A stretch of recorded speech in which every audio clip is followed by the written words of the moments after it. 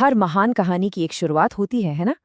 और रामायण जैसी कहानी जो दुनिया के सबसे बड़े महाकाव्यों में से एक है, इसकी शुरुआत होती है बालकांड से। ये वो पहला अध्याय है जो उस नायक की नींव रखता है जिसकी कहानी हम सब जानते हैं और जिसका सम्मान करते हैं। लेकिन ये सिर्फ एक कहानी से कहीं ज्यादा है। ये इस सवाल को भी टटोलता है कि आखिर एक हीरो बनता कैसे है। क्या वो पैदा होते ही हीरो होते हैं या फिर जिंदगी की चुनौतियां और उनके कर्म उन्हें बनाते हैं। रामायण का पहला अध्याय हमें सीधे इसी सवाल के दिल में ले जाता है। तो कहानी की शुरुआत होती है अयोध्या के धर्मपरायण राजा दशरथ से। सोचिए, उनके पास सब कुछ था, एक खुशहाल राज्य, 3 रानियां और अपनी प्रजा का बेइंतहा प्यार। लेकिन एक बहुत गहरा दुख उनके दिल पर छाया हुआ था।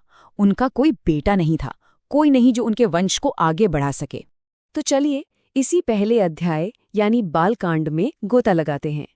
बालकांड का मतलब है बचपन का अध्याय। ये हमें राम के जन्म, उनके शुरुआती जीवन और उन खास घटनाओं के बारे में बताता है जिन्होंने उन्हें वो नायक बनाया जो वो बनने वाले थे। देखिए, ये सिर्फ राजा दशरथ की निजी तकलीफ नहीं थी। इससे भी बड़ी एक समस्या पूरे ब्रह्मांड पर मंडरा रही थी। देवता लोग राक्षस राजा रावण के बढ़ते अत्याचारों से बहुत परेशान थे। रावण को एक ऐसा वरदान मिला हुआ था कि वो लगभग अजेय था। उसे सिर्फ एक इंसान ही हरा सकता था। तो दुनिया का संतुलन बनाए रखने के लिए भगवान विष्णु ने खुद राजा दशरथ के बेटे के रूप में जन्म लेने का फैसला किया। तो ये दिव्य योजना असल में जमीन पर उतरती कैसे है? देखिए, ये किसी आम जन्म की कहानी नहीं है।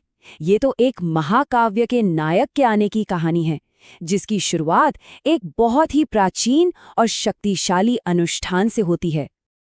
अपनी निराशा में डूबे राजा दशरथ को ऋषियों ने एक सलाह दी। उन्होंने कहा कि आप पुत्र कामेष्टि यज्ञ कीजिए, जो संतान पाने के लिए एक बहुत शक्तिशाली अग्नि अनुष्ठान है। ये एक पूरी प्रक्रिया थी। राजा की गहरी निराशा से शुरू होकर फिर उन्हें ऋषि की सलाह मिली और आखिरकार महान ऋषि ऋष्यशृंग की देखरेख में उस पवित्र अग्नि अनुष्ठान का आयोजन हुआ। और फिर उस अनुष्ठान के चरम पर एक चमत्कार हुआ। यज्ञ की ज्वालाओं से स्वयं अग्निदेव प्रकट हुए। उनके हाथों में दिव्य खीर से भरा एक सोने का बर्तन था और उन्होंने राजा को निर्देश दिया कि इसे अपनी रानियों में बांट दें। उस दिव्य प्रसाद को खाने के बाद रानियों ने 4 बेटों को जन्म दिया। पूरे राज्य में जैसे खुशी की लहर दौड़ गई। रानी कौशल्या ने राम को जन्म दिया, जो भगवान विष्णु के अवतार थे। कैकेयी ने भरत को और सुमित्रा ने जुड़वा लक्ष्मण और शत्रुघ्न को जन्म दिया। पूरी अयोध्या नगरी जश्न में डूब गई थी। साल बीतते गए और चारों राजकुमार बड़े होकर महान युवा बन गए। अब कहानी राम के शांत बचपन से आगे बढ़कर उनके पहले बड़े एडवेंचर की तरफ एक निर्णायक मोड़ लेती है। एक ऐसी पुकार जो उनके भाग्य की पहली परीक्षा लेने वाली थी। एक दिन महान ऋषि विश्वामित्र अयोध्या आए और उन्होंने राजा दशरथ से कुछ ऐसा मांगा जिससे राजा का दिल दहल गया। उन्होंने अपने यज्ञों को परेशान करने वाले राक्षसों से बचाने के लिए युवा राम की मदद मांगी। अब एक पिता के तौर पर दशरथ अपने प्यारे बेटे को खतरे में भेजने से हिचकिचा रहे थे, लेकिन एक राजा के तौर पर उन्हें अपना कर्तव्य तो निभाना ही था। और राम ने अपने भाई लक्ष्मण के साथ विश्वामित्र का साथ दिया। उनकी ये यात्रा खतरों और इम्तिहानों से भरी हुई थी।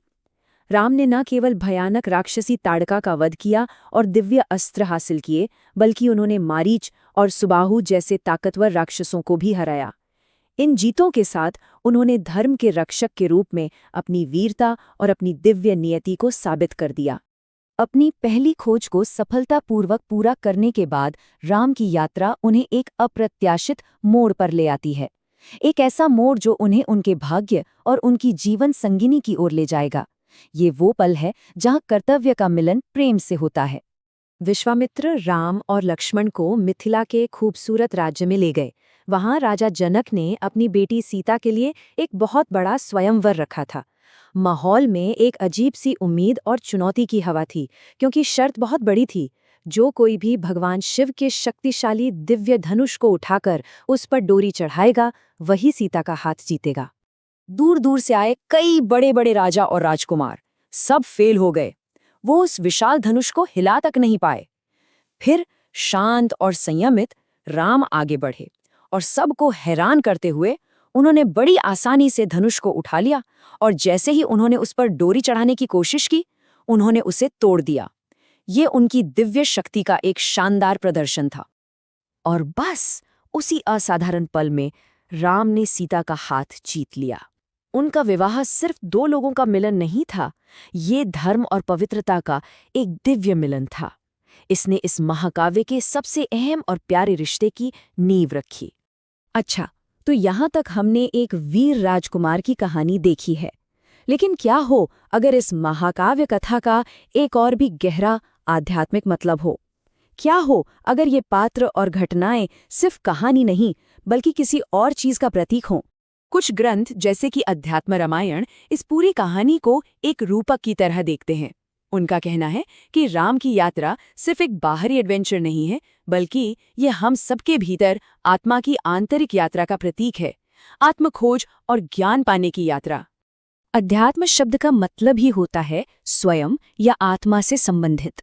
ये नजरिया हमें कहानी के पात्रों और घटनाओं की सतह के नीचे देखने के लिए कहता है, उन्हें सिर्फ शाब्दिक रूप से नहीं बल्कि अपने जीवन के लिए प्रतीकों के रूप में देखने के लिए। तो इन दोनों नजरियों में फर्क क्या है?